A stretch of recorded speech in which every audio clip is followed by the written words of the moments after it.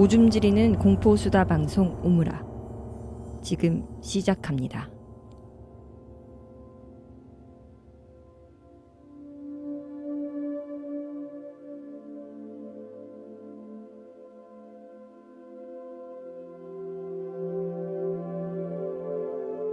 안녕하세요, 엄지입니다. 이번 주도 저 혼자 합니다. 그렇게 됐어요. 그래서 오늘은 한껏 분위기를 잡고 무섭게 해볼까 합니다. 길게 얘기 안 할게요. 바로 무서운 이야기 들어갑니다.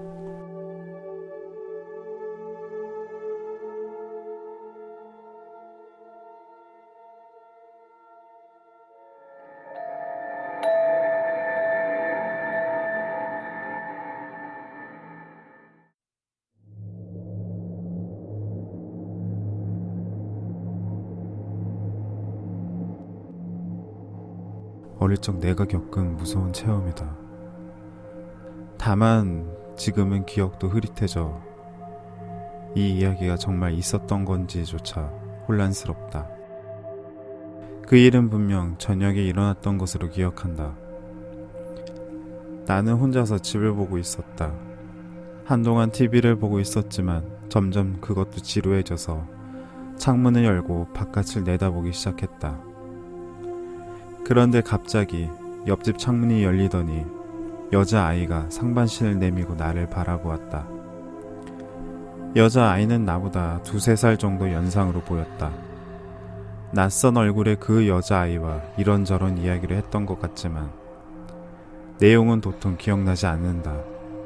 그 와중에 여자아이는 밖에서 놀자. 나에게 권유하기 시작했다.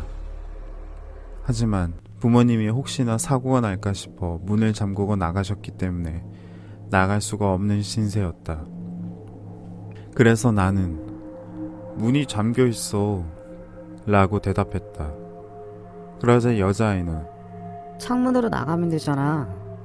라고 말한 뒤 웃으면서 펄쩍 난간을 뛰어넘어 아래 풀숲에 착지했다. 너도 빨리 와. 라며 손을 흔드는 여자아이를 보고 나는 뭐야 간단하네? 라는 생각이 들어 뛰어내리려 했다. 그 순간 뒤에서 비명이 들렸고 나는 방 안으로 던져졌다. 돌아보니 어머니가 계셨다. 당시 우리 집은 8층이었다. 만약 그대로 뛰어내렸다면 가벼운 상처만으로는 끝나지 않았을 것이다.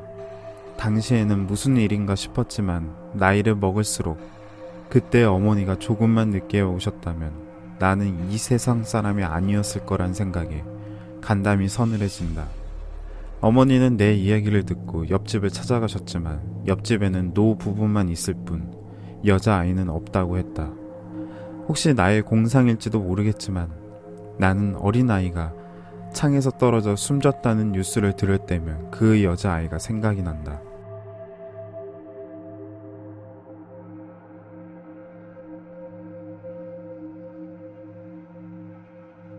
어린 여자아이가 친구가 필요했나봐요. 혹은 자기 자리를 메울 사람이 필요했거나요. 몹쓸.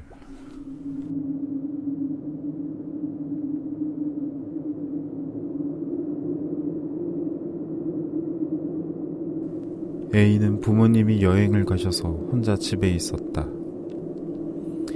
그 상황은 A에게는 무척이나 설레는 상황이었다. 밤늦게 게임을 해도 잔소리하는 부모님이 안 계시다니 모처럼의 기회였다. 자정이 넘어가자 잠이 쏟아지기 시작했다. 책상에서 일어나 방바닥에 곧바로 누워버렸다. 왼쪽을 돌아보니 정리되어 있는 이불과 베개가 보였지만 밀려오는 잠에 그냥 자버렸다. 밤이 깊어지고 날이 쌀쌀해져 A는 잠이 덜 깬 상태에서 눈도 못 뜬 채 손을 더듬어 이불을 찾았다. 그때 이불이 손에 잡혔고 그대로 이불을 덮고 다시 깊은 잠에 빠졌다. 새벽에 잠이 깬 A는 이불을 덮어서 따뜻하게 잘 잔 것 같다라고 생각을 하며 이불이 있던 자리를 바라보았다. 그런데 이불은 그 자리에 그대로 있었다. 그렇다면 A가 덮고 있는 이불은... 슬그머니 고개를 돌려 이불이 있는 방향을 보니 머리가 긴 귀신이 머리카락을 길게 늘어뜨리고 A를 바라보고 있었다.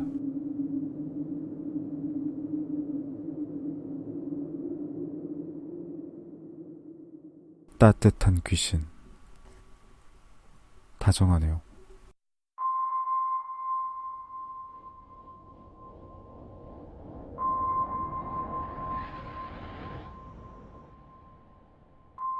A는 4살 된 딸과 그리고 그녀의 어머니와 함께 살고 있었다. A의 딸은 불치병에 걸려 죽을 날이 얼마 남지 않게 되었다. 딸은 죽기 전에 A에게 한 가지 부탁을 했다. 엄마, 나 머리를 양갈래로 따서 묻어줘. 그 후 딸은 죽었고 머리를 따으려는데 그녀의 어머니가 무얼 하고 있느냐고 물었다. 딸의 유언을 말해주었더니 그녀의 어머니는 그냥 한 갈래로 따서 묶어라. 어른의 말씀을 안 들을 수도 없기에 A는 딸의 머리를 한 갈래로 따 묻어주었다. 그 후 어머니가 돌연사로 돌아가셨다. 갑자기 딸과 어머니를 잃은 A는 슬픔에 빠져 살고 있었다. 그러던 중 딸이 꿈에 나왔다. 엄마, 왜 내 머리 양갈래로 안 묻어줬어? A는 미안한 마음에 눈물을 흘렸다. 울고 있는 A를 보며 딸은 이어서 말했다. 양갈래로 묶어야 엄마도 데려갔지.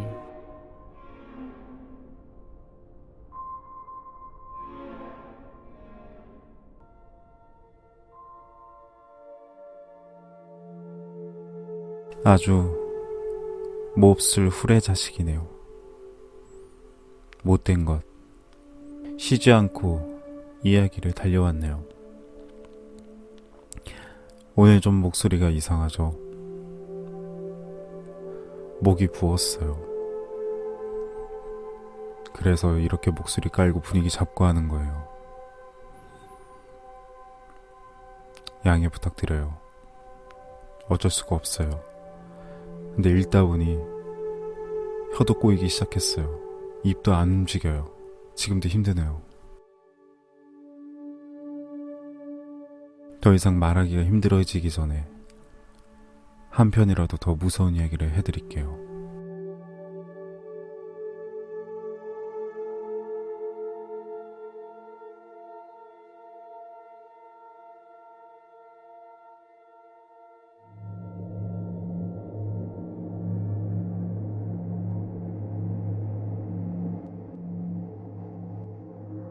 혼자 사시는 할머니에게 전화가 걸려왔다. 엄마, 큰일이야. 교통사고가 나서 수술비가 필요해. 수술비. 엄마. 할머니는 사기라는 것을 곧 알았다. 왜냐하면 아들은 3년 전에 교통사고로 죽었기 때문이다.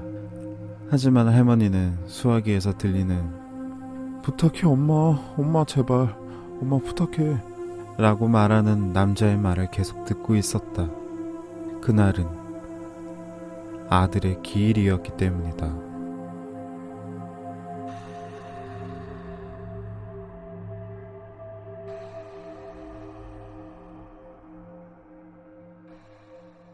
보이스피싱.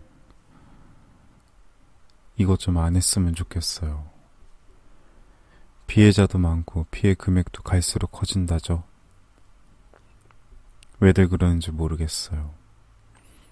제발 좀 보이스피싱 하지 마세요. 속지도 마시고요. 누가 전화든 문자든 돈 빌려달라, 급하다, 입금해달라 하면 112로 신고하세요. 못된 인간들.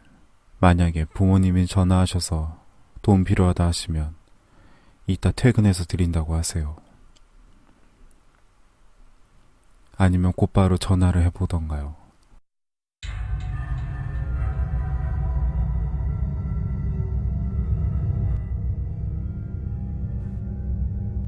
내가 다니던 대학은 서울에 있는 대학의 지방 캠퍼스였다. 캠퍼스라고 해봤자 학교 건물과 기숙사만 덩그러니 있었고, 학교 주변에는 온통 산과 밭, 몇 채의 민가, 그리고 뜬금없이 지어진 아파트 몇 동, 작은 슈퍼 정도밖에 없었다. 밤이 되면 온통 새까만 암흑뿐이었다. 가로등도 별로 없었고, 코를 베가도 모를 정도의 칠흑 같은 어둠이 마을을 장악하고 있었다. 그 대학교 기숙사에서 함께 생활했던 후배 A가 들려준 이야기다. 어느 날 밤 10시가 지난 늦은 귀갓길이었다. 기숙사를 향해 칠흑 같은 길을 혼자서 빠른 걸음으로 걷고 있자니 기숙사 앞에 있는 공중전화 박스에 불빛이 보였다. 곧 다시 걸어가니 그 공중전화 박스 앞에서 차례를 기다리고 있는 옆방 친구 B가 보였다. 하지만 유리로 된 전화 박스 안에는 분명히 아무도 없는데 B는 계속 앞에 서 있는 것이었다. 마치 차례라도 기다리는 듯. 저 자식 뭘 하고 있는 거야? 전화를 할 거면 그냥 들어가서 하면 되지. 뭘 저러고 있어? 라고 생각하면서 나는 B의 뒤를 지나쳐 기숙사로 들어왔다. 화장실에서 손을 씻고 있는데 B가 들어왔다. 아, 곧 전화 진짜 오래 하네 저 여자. B는 무슨 일인지 화가 치민 목소리로 혼자 씩씩거리며 분통을 터뜨렸다. 야, 혹시 너 거기 전화하려고 거기서 기다리고 있던 거야? 벌써 30분이나 기다렸어. 하필 여자친구랑 통화를 하는데 핸드폰 배터리가 나가가지고 근데 거기 이상한 여자가 먼저 있는 거야. 계속 뒤에 사람이 있는 걸 뻔히 보면서 통화를 나 그래서 30분 기다린 거야. 나는 어리둥절한 표정으로 B를 봤다. 야, 근데 아까 내가 들어올 때는 너 좀 이상했는데? 뭐? 야, 그 전화 박스 안에 아무도 없었어.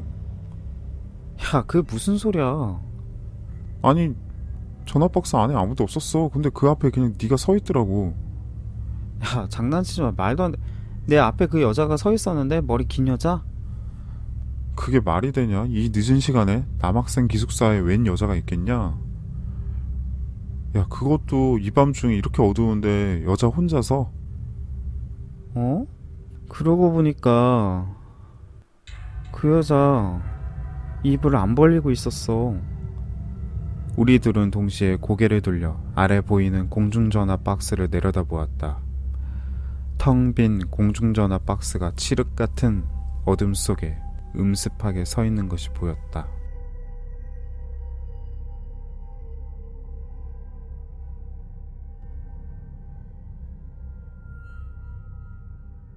요새야 다 스마트폰을 쓰신다지만 혹시라도 급해서 공중전화 박스를 쓰신다면 통화는 간단하고 짧게 하는 겁니다. 뒷사람 기다리잖아요. 뭐 하긴 요새는 전화 박스 쓰겠다고 줄 서 있는 상황은 별로 못 본 것 같네요. 저 어렸을 땐 많이 봤는데 중학교 때까지도 많이 봤던 것 같아요. 군대에서조차 요새는 스마트폰 준다죠? 부럽다. 하지만 다시 가고 싶진 않네요. 군대는 군대니까요.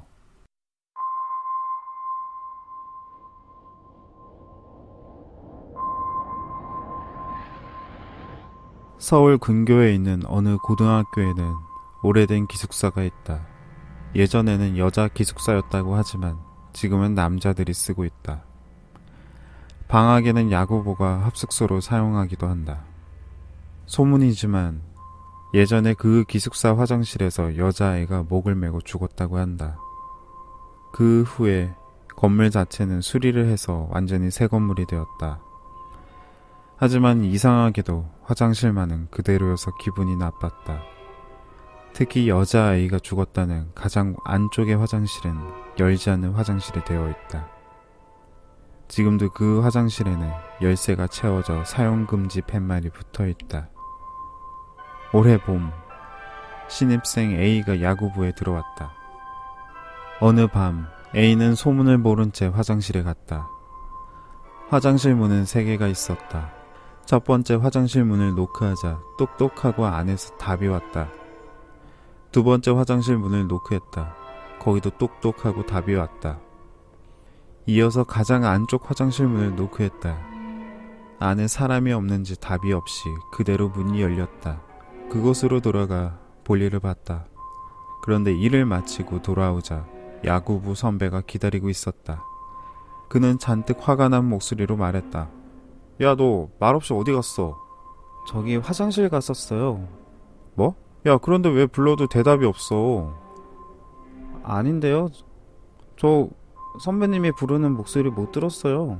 그리고 금방 나왔어요. 선배는 무엇인가를 생각하더니 다시 물었다. 야, 너 화장실 어디로 갔어? 예, 그거 화장실 3칸 중에 맨 마지막 칸이요. 선배의 얼굴빛이 확 변했다. 마지막 칸? 거길 들어갔다고? 어떻게? 노크했더니 대답 없어가지고 그냥 들어갔는데요. 야, 거기 열쇠 채워져가지고 아무도 못 들어가잖아.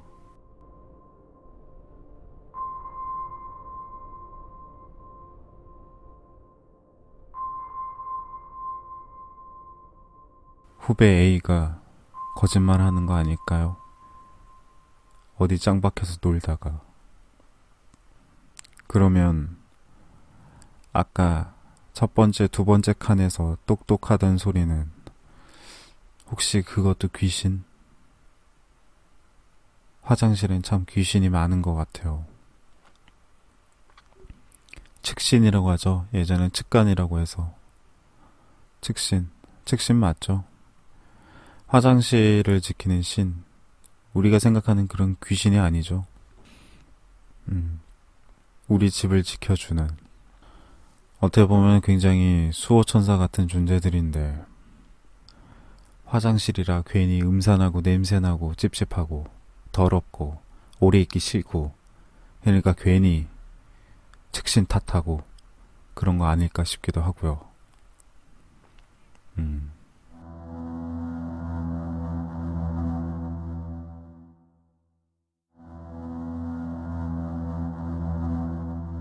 지난 여름 한 영화 잡지 편집실에서 일어난 일이다. 그 편집실은 강남의 어느 빌딩 5층에 있었는데 그 층에는 유령이 나온다는 소문이 있었다. 잡지사 일은 기자들이 철야로 마감을 해야 하는 경우가 자주 있었다.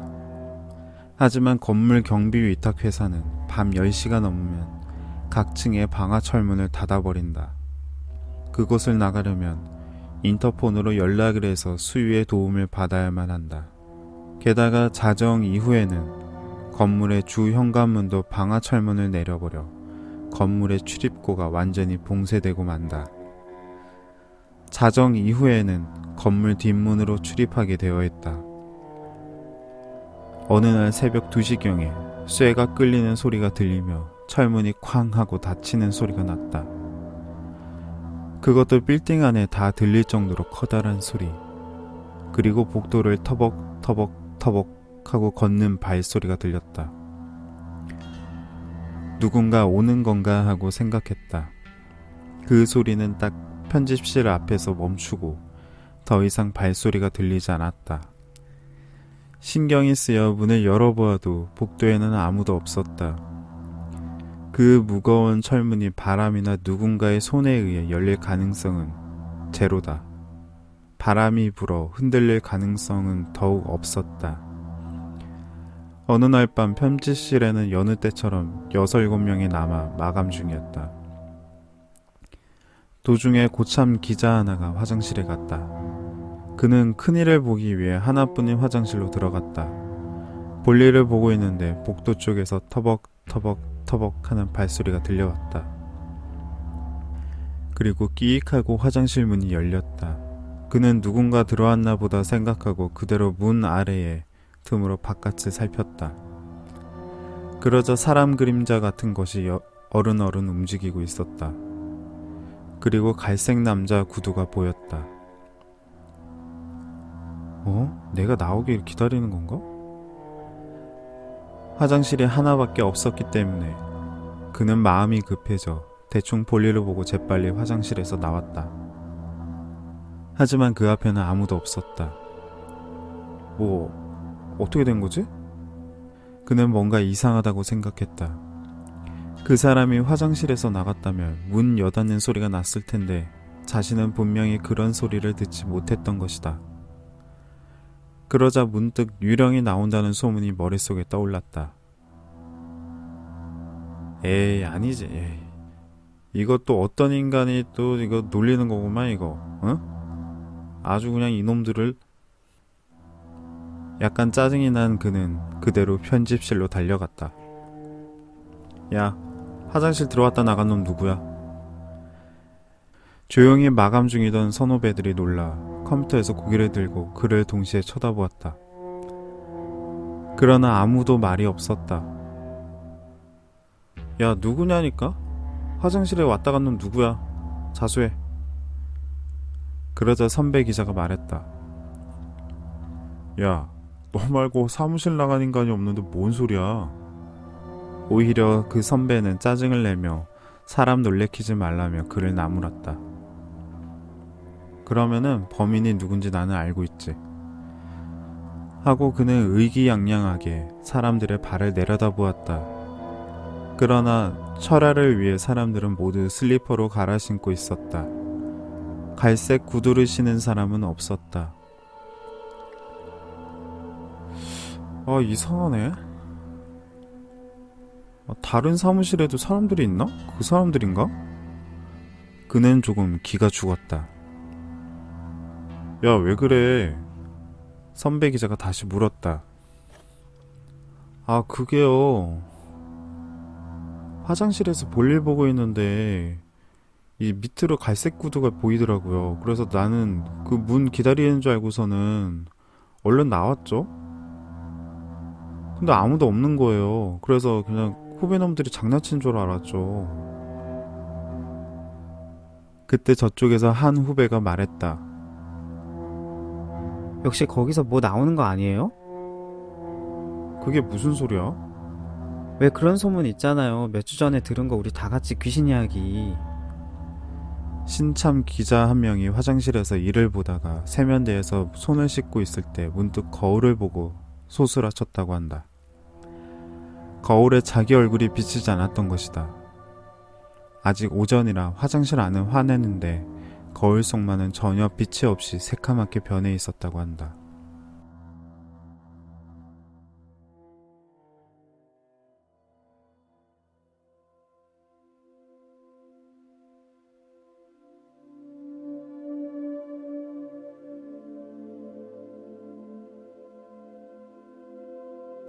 야근도 짜증나는데 거기다 귀신까지.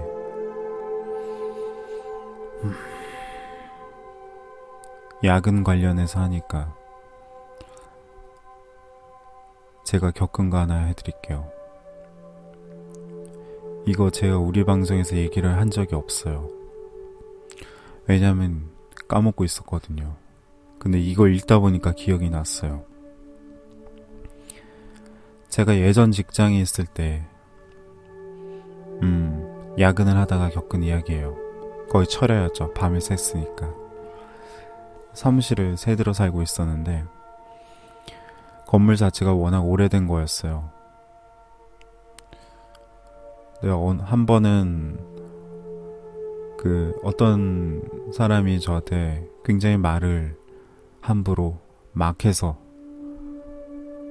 굉장히 심하게 함부로 막 했어요. 어디 무슨 마케팅 협회 교수라는데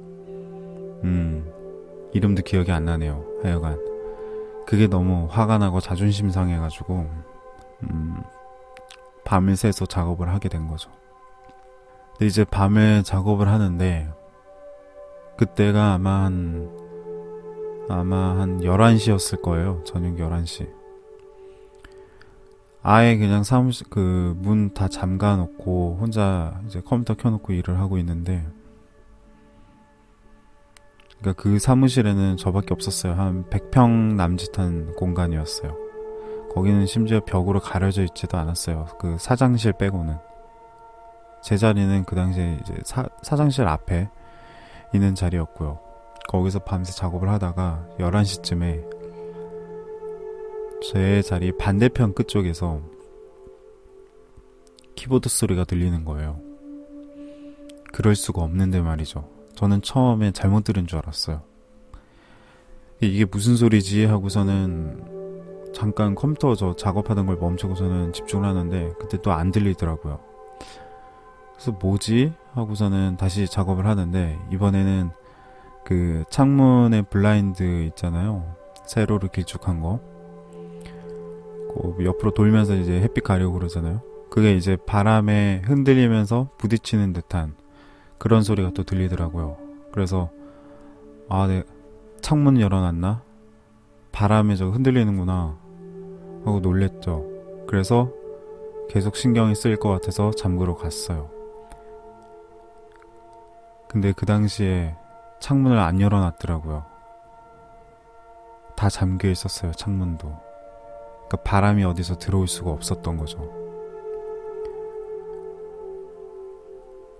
저는 그때는 근데 지금 생각하면 소름 끼치는데, 그때는 별로 그거보다 그냥 제 분노가 더 컸기 때문에 그냥 다시 자리에 와가지고 작업을 했어요. 그러다가 새벽 한 1시쯤 됐을 거예요. 1시가 돼서 화장실 가서 간단하게 세수하고 양치하고 사장님실 소파에 가서 눈을 붙였죠. 잠을 자는데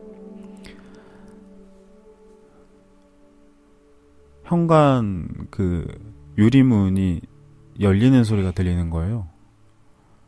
그래서 누구 왔나? 지금 몇 시지? 되게 일찍 오네 하고선 시계를 해봤는데 새벽 2시였나? 그때가 얼마 안 됐어요. 새벽 2시인가 그랬을 거예요. 이 시간에 그 시간에 누가 출근을 할 리가 없잖아요. 아무리 사장님이라도 그 시간에 나올 것 같지는 않던데. 그래서 난 무슨 소리지, 도둑 들었나 하고 놀래가지고, 지금 사장님이 아마 들으시면 깜짝 놀라실 텐데, 거기에 일단 되게 비싼 화분이 있었던 걸로 기억하는데, 그거를 제가 들었어요. 그걸로 머리에 내려치려고요. 그 문을 조용히 살짝 열고서는 밑으로 바닥으로 이제 바짝 엎드려서 움직였죠. 근데 사무실 밖은 아무도 없었고, 혹시 몰라서 현관으로 가니 현관도 제대로 잠겨 있었어요. 심지어 철문도 덮어놓고 제가 그 문이 열린 적이 없던 거죠. 그랬던 저희 경험담이에요. 근데 원래 그 건물이 좀 이상했어요. 그 회사 어디냐고요? 그 회사는 지금 존재하지 않아요. 사라졌어요.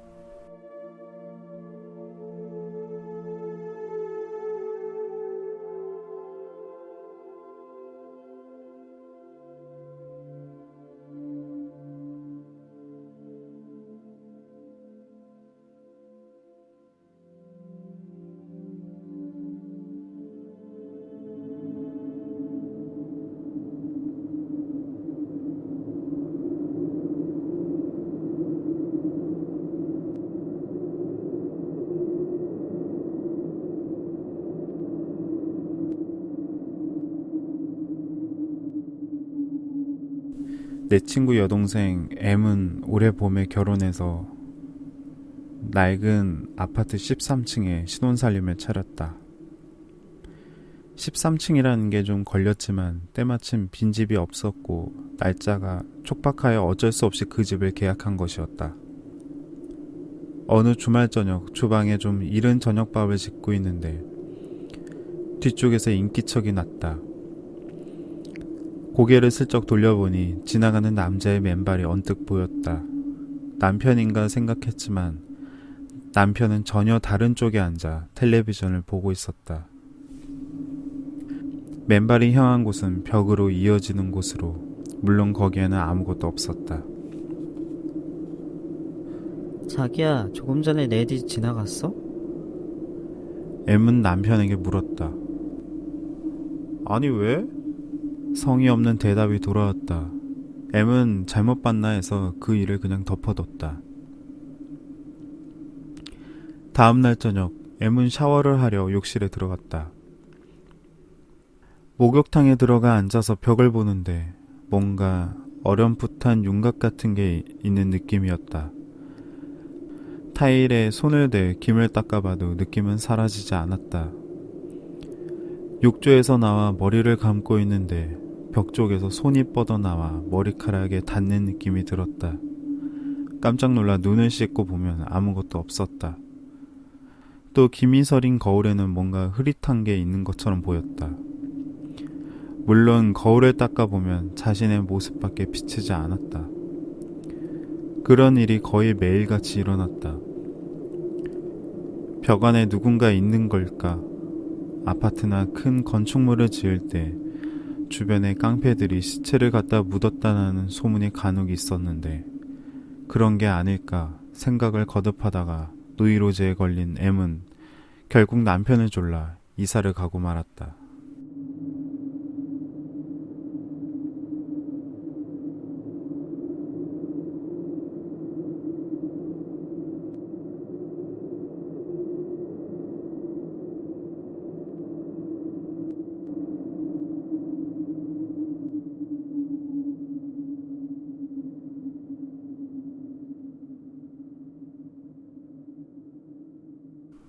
깡패, 아파트 뭐 이런 얘기하니까 신세계, 영화 신세계가 생각이 나네요.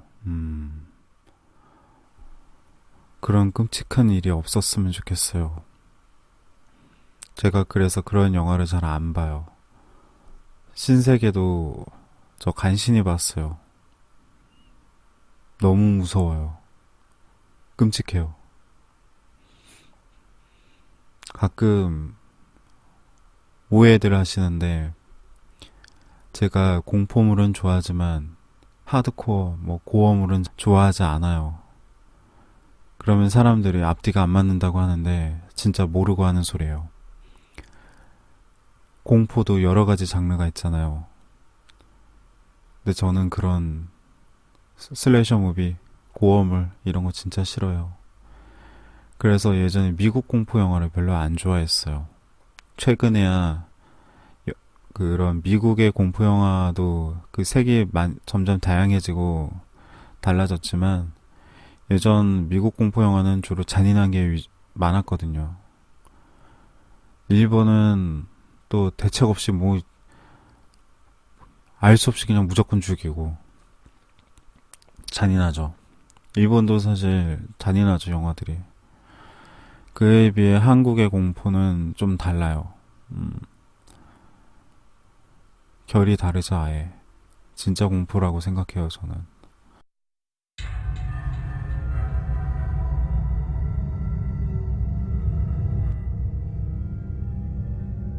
정확히 말하면 나의 언니가 겪은 이야기다. 10년 전, 내가 중학생일 때 아빠가 오랜 병마와 싸우다 돌아가신 뒤 엄마 혼자서 우리 자매를 키우셨다. 특히 엄마는 어려서부터 몸이 약해 툭하면 병원에 입원하곤 했던 언니에게도 혹시나 무슨 일이 생길까봐 정성을 다했다. 회사에 다니다 입원과 퇴원, 휴직과 복직을 되풀이하던 언니는 결국 사표를 내고 집에서 요양을 했다.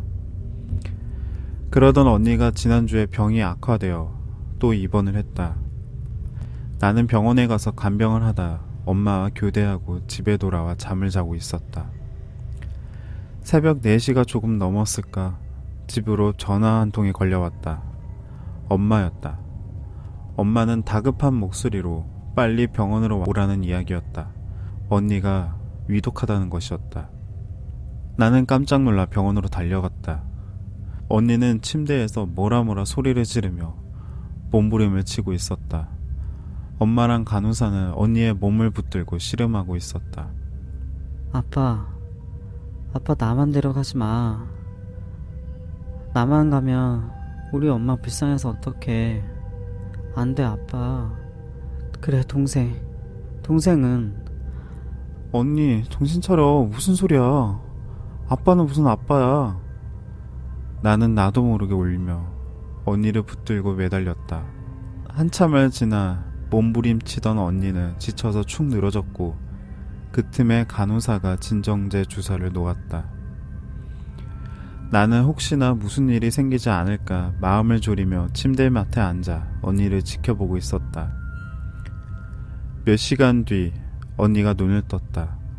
나를 본 언니는 희미하게 웃으며 말했다. 맞구나. 아빠는 어디 계셔? 언니, 아빠라니. 아빠는 돌아가셨잖아. 아니야, 아까 오셨어. 저기 병실 문 앞에 나보고 일어나라고. 이제 괜찮으니까 같이 가자고. 그래서 내가 너랑 같이 가겠다고 때렸었어. 저기 앉아 계시네. 그러나 언니가 가리킨 곳에는 빈 의자가 놓여 있을 뿐이었다.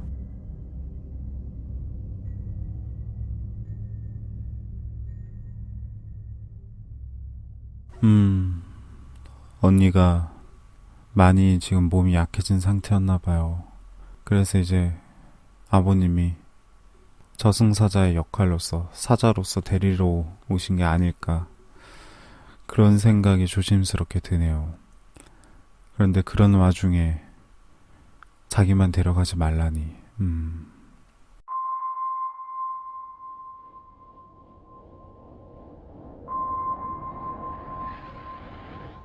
당신은 지금 어딘가로 가기 위해서 자동차를 탔습니다. 운전을 하려고 하는데 후진을 해야 하는 상황이 되어버렸습니다. 그때 당신은 뒤를 돌아보는데 어떤 누군가가 당신의 트렁크 위에 국화꽃을 올려놓았습니다. 그 국화꽃은 모두 몇 송이었을까요? 한번 떠올려 보세요. 몇 송이라고 생각하셨나요? 국화꽃의 수는 지금 이 글을 듣고 있는 당신에게 매달려 있는 귀신의 숫자라고 합니다. 만약 3송이라고 생각하셨다면 3명의 귀신이 있는 것이겠죠. 여러분은 몇 명의 귀신이랑 함께 있습니까?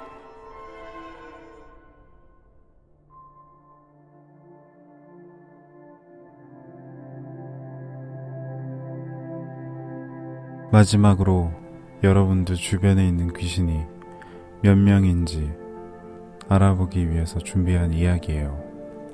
몇 명을 떠올리셨나요? 아니, 몇 송이를 떠올리셨나요? 저는 아무것도 떠오르지 않았어요. 그렇다면 제 주변엔 귀신이 없다는 얘기겠죠? 나이스. 여러분, 오늘은 제가 목 상태가 안 좋아서 하필 또 혼자 하는 바람에 좀 분위기 좀 잡아봤어요. 듣기에 껄끄러우셨을까봐 일부러 말은 아끼고 무서운 이야기 위주로 했으니까 이 점 너그럽게 봐주시고요. 한 주 또 잘 지내시고요. 날씨가 급격하게 추워졌어요. 저처럼 목감기 걸리지 마시고. 목이 아파서 미칠 것 같아요. 말할 때마다 입안에서 피맛이 나요. 그러면 저처럼 걸리지 마시고 목에 스카프라도 하시고요. 따뜻한 물 많이 마시고요. 한 주 잘 보내세요. 다음 주에 봬요.